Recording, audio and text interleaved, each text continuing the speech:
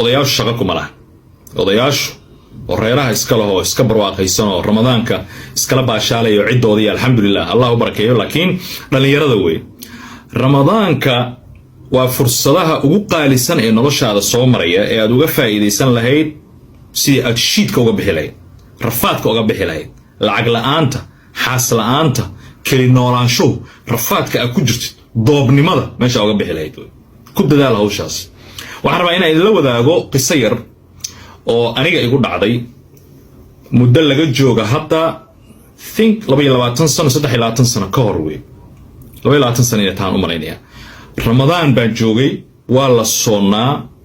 marka iska bulaanahay meel baan deganahay waxaan wax la cunaa oo afurka iyo suxuurta iyo reer iga soo horjeeda oo aan intaas iiga fogay habeenada kamid oo ramadaanka dhexdiisa lagu jiro ayaa 9 saac habeenimo intaan soo kacay iyo 10 saac waxay ma garanayee ayaan reerkii iridda u soo garaacay ilaan xalay intay iska daaheen 6 saac 7 saac la gaaraa la iska dhacayba iriddi garaac rafaad wax furaya lama arko ogoobay waagaasna xaalka magaaladu aad iyo aad ayuu u daran yahay tuugadu waa ziyaado dilku waa maalin walba imagine marka 9 saac habeenimo qof guri dad garaacaya dhinac waxaa loo malayn karaa tuug dhinac waxaa loo malayn karaa isagii tuugadii kale intay timaado ayaa halkaas ku qabsan karta oo ku waxyeelayn karta habeenkii sida igu dhaaftay suxuurti waan iska soo noqday qolkaygaan iska soo galay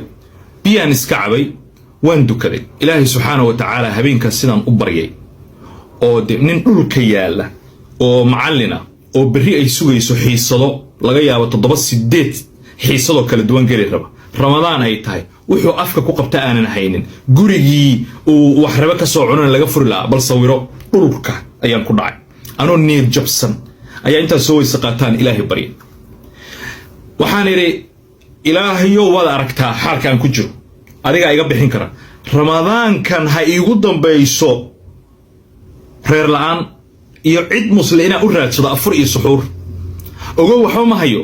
lacag aan ku aroose iyo gabadhii aan aroosi lahaa iyo waxaasoo dhan qorsho kuma jiraan laakiin isagiiaan si dhul oolida ayaan waxaan u weydiiyey in xaaladda tan una igu soo celin ramadaanka soo socdo insha allah ma garanayo ducada ilaahay subxaanahu wa tacaala xilli ay samada furnayd baan ku aadaye bum waa la aqbalay meel ay ka timid ma garanayo lacagtii aan ku aroosi lahaa qofkii aan aroosi lahaa noloshii aan ka bixi lahaa wixii oo dhan ramadaankii kale intaana la gaarin bilow bil ka dambaysa pam waxba furfuraa kaale arag oo ninkii miskiinka ahaa oo macallinka ahaa waxba aanan haysanin oo aan la filaynin inuuba aqal dhigto oo samaysto waaba kaas dusay oo arooskiisii baaba ramadaankii kale oo ay ka dhiman tahay bil inay tahan u malaynayaa aniga reer baan lahaa guriga baan deganaa cabsi kama qabin 9 saac weyn ma garaacitaan iyo afur iyo suxuur iyo meel kale nawdo ajiib ma soo xasuusta markii waxaan idhi alxamdulillah allah waad aqbashay dhowr jeer oo kale waxaan isku dayay mar waliba inaan ilaahay subxaanahu wa tacaala ramadaan kasta wixii ka dambeeyay ramadaanka soo socda waxaan weydiisan jiray ilaahu ramadaanka soo socda waxaas ayaan rabaa ayaan leeyahay laakiin habeenkaas qalbigayga sidoo dhulka u yeelay waxa laga yaabaa markaan aan weydiisanay inuu u oolin wax badan oo kamid ah 20 sano from Ramadan to Ramadan waa ii suura galeen oo aan ka faa'iideystay wax badan oo kamid ah ramadaankii exactly ka hor ma aanan helin laakiin xogaa yaro saas inaan helo waa suura gal laakiin sir weyn oo lagu xisaabtamo dhalinyaraduna shiidka meesha uga bixi kartaan ramadaanka weyn ama xaasaahado ama shaqalaanahaado ama wax kala kulli wiil ahaw gabadh ahaw ramadaankan ku xisaabtan isu diyaari hadeer ramadaanka waa meesha ugu munaasabsan ee adoonku uu uga bixi karo umurihiisa waa bil aad iyo aad u barakaysan laguma sheegayo waxyaabaheedii kaloo dhan laakiin waxaan rabay kaliya qisas inaan idinla wadaago ramadaanka soo socday hadda inoo dhow hadduu alla yiraahdo kuu muuqda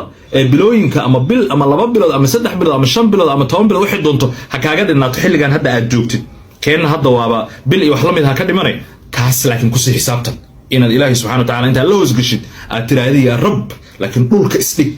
ducada waxaa la aqbali og yahay marka aad ay xeeladuhu ka dhamaadaan marka aad totally isdhiibtid oo ilaahay subxaanahu wa tacaala meelan ahayn aynan ku furnayn sida habeenkaas oo kale bal habeenkaas xageena aadaa ma jiro tuug waa kan عدي مفريسو بري واجاجو انت سو حيسد باي سويسا مسكين